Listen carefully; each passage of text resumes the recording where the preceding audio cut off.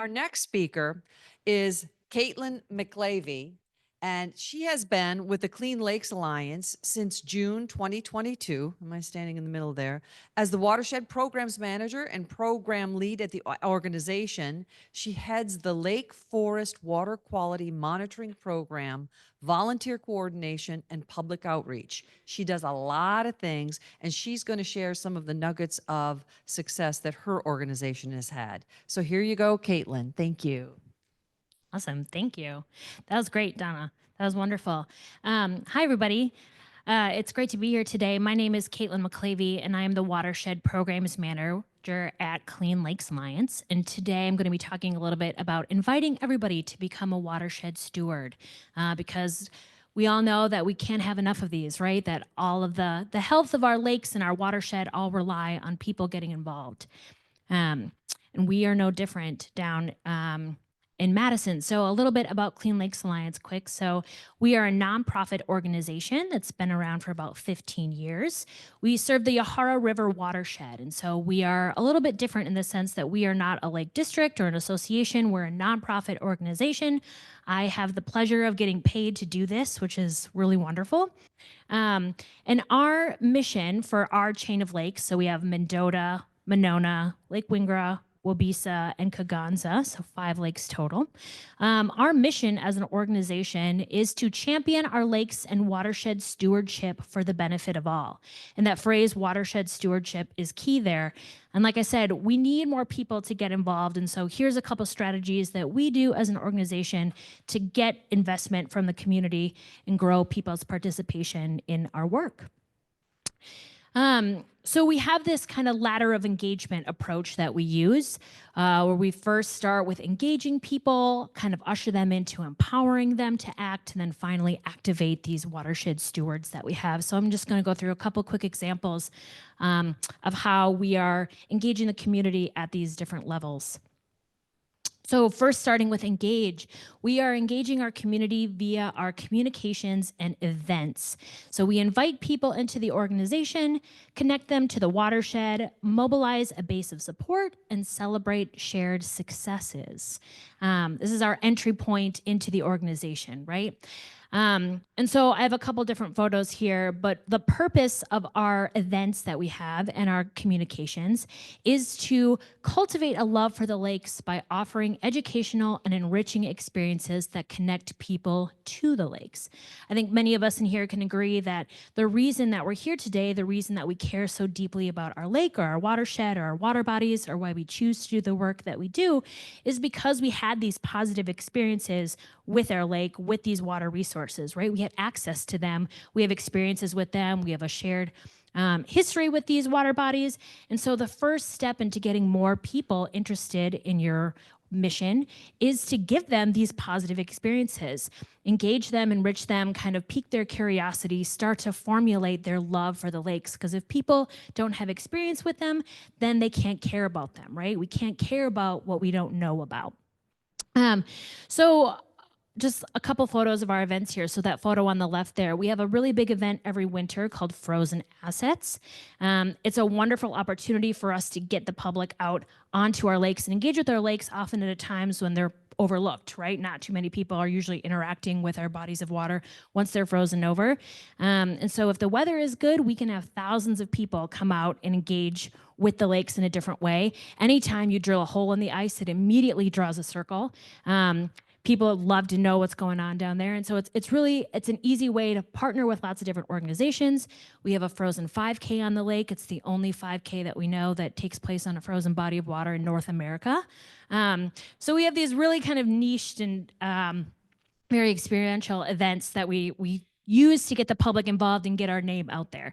That middle photo is our big summer event that we have called Loop the Lake. This brings people for a bike ride all around Lake Monona, and we have different stops at all of our lakeside parks or beaches to give people interesting opportunities to engage with the lakes in different ways. Maybe they're interacting with some invasive species that we have here. Maybe they're doing a pond dip and looking at macroinvertebrates. Maybe there's a band that's happening at a local beach, right? It brings people out and gives them an opportunity to connect with these spaces that they maybe otherwise wouldn't engage with. Like I said, we're cultivating this love for the lakes through experiential types of opportunities, whether it's the winter or the summer, and then also via our communications. So we have a monthly newsletter. We have we have wonderful social media, all of these things. Like I said, because we're an organization, we have 7 full-time staff members. We're able to do a lot of this stuff. But one of our really cool things that we do is we put out our lake guide, which is an annual publication that comes out right before the start of the kind of lake season every year. And it has tons of interesting stories in it about people interacting with the lakes. Kind of related to the theme of this conference today, the power of words, right? These are stories of people that work on the lakes, engage with the lakes, maybe friends groups that are doing incredible work, what our board is up to, updates from the county and other municipal leadership, what they're doing for the lakes. And so it's a really cool opportunity for us to share these more in-depth stories versus just like updates about our own organization. All right, so once we've engaged with the people, once we've got our name out there, once we are starting to build up their curiosity about the lakes, then we are hoping that we kind of usher them into this next step of empowering them to act. And so the main way that we do this is via our programming. We offer unique programs and learning experiences that expand volunteerism and provide stakeholders with the motivation, guidance, and support to act.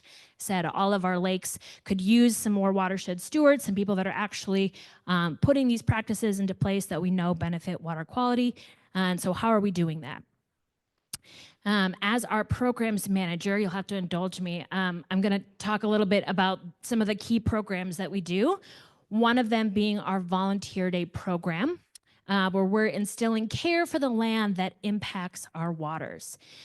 So this Volunteer Day program that I coordinate, we run this from Earth Day to the end of October, and on a weekly basis, we're bringing out groups of volunteers to do some sort of restoration or lake benefiting work throughout our watershed. But the cool thing about the Volunteer Day program is that it's not just generally like a call out for volunteers. All of the groups, about 90% of the volunteers that are coming through come through because their business or their organization supports our organization. So it's an interesting way to get volunteers, the sense that all of these businesses throughout the community are looking for ways to get involved. They're looking ways to show their support. And so we're getting a bunch of volunteers that wouldn't otherwise usually maybe engage with our organization. They're all coming as a team. It's a great team building activity, but it's a great way to build up your volunteer base without necessarily relying on people to come to you. And so we're doing native seed collections in the fall. We're doing tons of invasive species removal. We're doing native plantings around. And I hear from people all the time after they do this program, like I said, they come out for a couple hours one time throughout the whole season.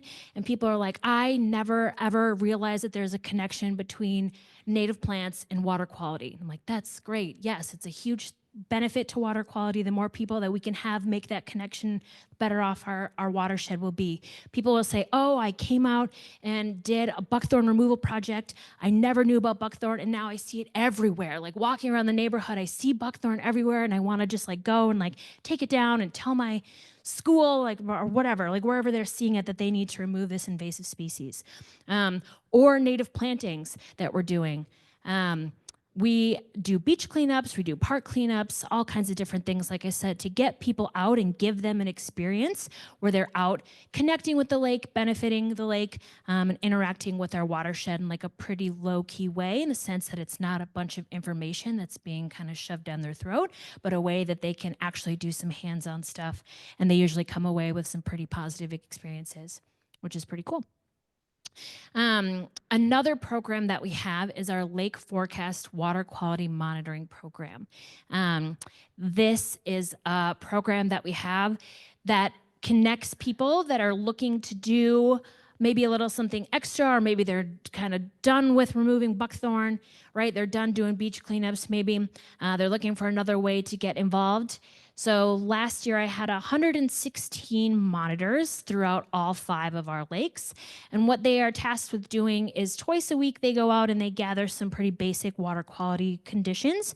We focus this program on our beaches and lakeside parks, but also supplement with private peer sampling as well. And the cool thing about this program is that I have Girl Scouts that are in elementary school all the way to people in their 90s that are doing this program. So it really gets anybody who's interested involved.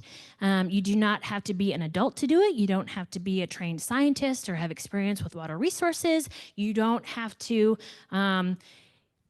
be somebody that has lots of prior information. Like there's all kinds of people that do this just because they want to be a little bit more involved, and also have their data go and be used for positive lake management decision making.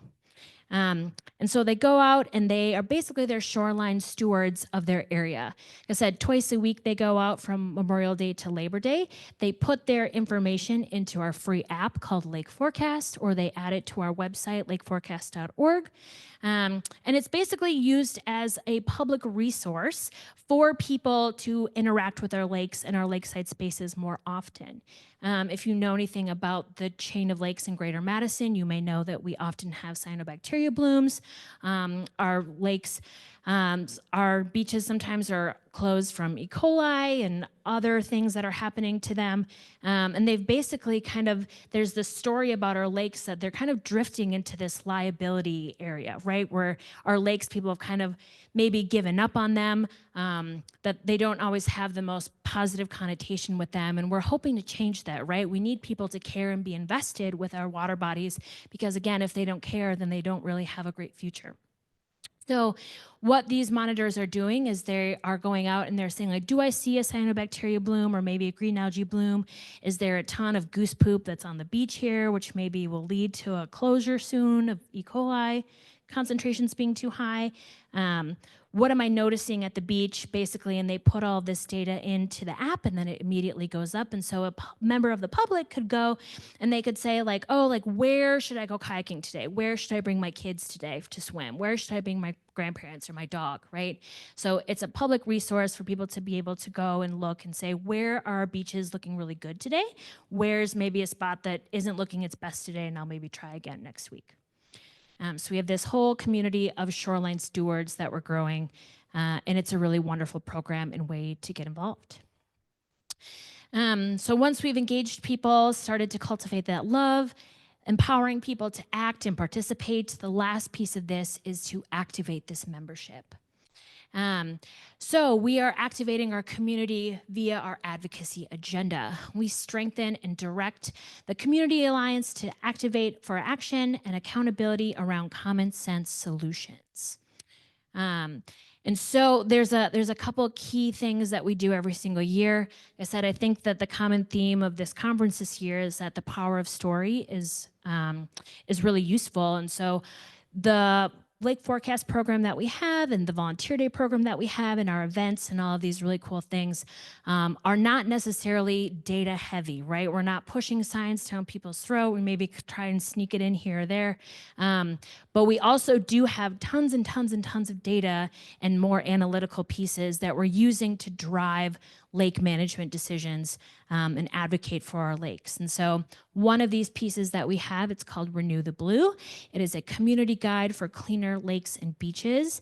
This is a thing that we put out a couple of years ago, and it's a stakeholder guide. So basically anybody that is in the watershed, whether you are an individual, you're a family, you live on the lake, you don't live on the lake, you're a business owner, you are maybe like a board member or on a county board, or just like involved in your municipality, you're a business owner that's looking to get involved, right? No matter who you are, the purpose of Renew the Blue is that you're able to find yourself in this document and kind of read a blueprint of how you can get involved in a greater level. The really cool thing about our Renew the Blue stakeholder guide is that we came together with 19 different partner organizations. So this is kind of where that overarching external partnership really has grown over the past couple of years. We have the City of Madison involved, we have the university involved, we have the DNR involved, we have our wastewater treatment plant involved, we have Dairy Business Association, agricultural groups involved, we have the Realtor Association, people selling homes around the lakes, all kinds of these different stakeholders that are in the area, like I said, all came together to put this plan basically and work towards the goal of like, how do we get cleaner, swimmable lakes, right? Because that's what we want. Somebody mentioned today that if your coalition isn't all in agreement on something, then your coalition probably isn't big enough, which I think is a wonderful thing to keep in mind. But the wonderful thing about this coalition is that we do have all of these stakeholders that might have oppositional goals, maybe, or tactics for what they most care about. But at the end of the day, we all came to a conclusion that we want clean, safe, swimmable lakes and beaches. So it was great to be able to come to that shared goal and work backwards from there of like, okay, so what are we going to do to get there? The last thing I'll point out is our State of the Lakes report that comes out every year as well, which is a review of all of that data that we have for those people that are really data driven and want to know this side of things. Basically a health dashboard or a report card almost for every lake that's in our chain, and where the data is trending, and answering the question of like, how are our lakes doing? Are all those management practices that we are putting into place, are they working? Are they not? Where are they working? And why? And with that, I think we have 2 minutes left if anybody has any questions. Thank you so much. Yeah.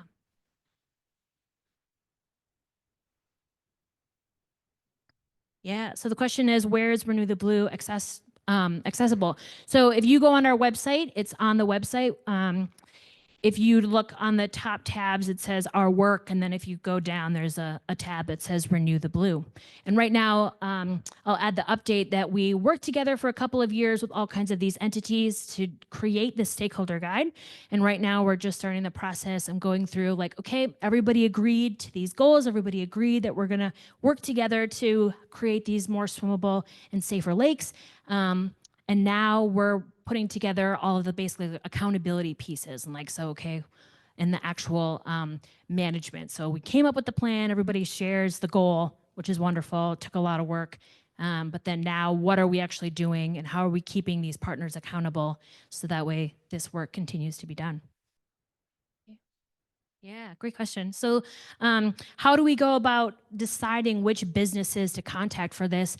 The really easy answer is that they come to us, which makes that really easy. We have tons of groups that reach out. Like I said, they have their own giving programs. They have their own opportunities for employees to engage in some sort of volunteer work. As our volunteer coordinator and as our programs coordinator, I can tell you that my inbox is never short of groups that are reaching out, whether individuals or, like I said, these company liaisons, their green teams. We have like banks that come, and law firms, and I mean, like, you name it, engineering firms, all kinds of different groups that are reaching out.